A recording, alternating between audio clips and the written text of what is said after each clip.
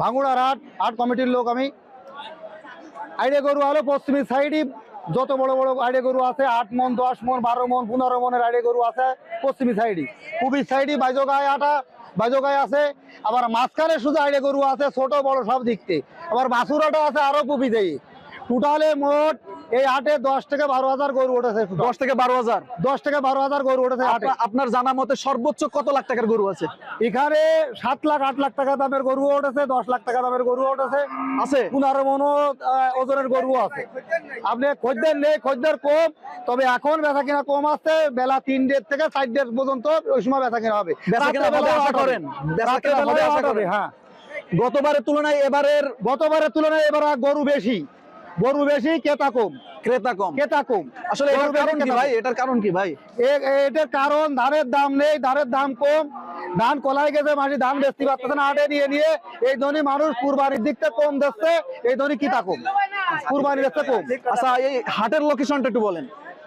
হাটে ভাঙুড়া বাজার, জামদিয়া ইউনিয়ন, বাগারপাড়া থানা, যশোর জেলা।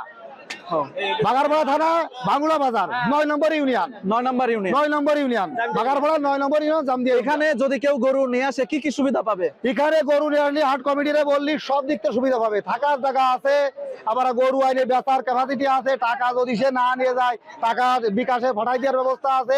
সব দিক থেকে সুবিধা, সকল সুবিধা আপনারা দিয়ে থাকেন। সকল সুবিধা আমরা দিয়ে থাকি। এখান থেকে কেউ প্রতারিত হয় না, এখান থেকে প্রতারিত হওয়ার কোনো সুযোগ নাই।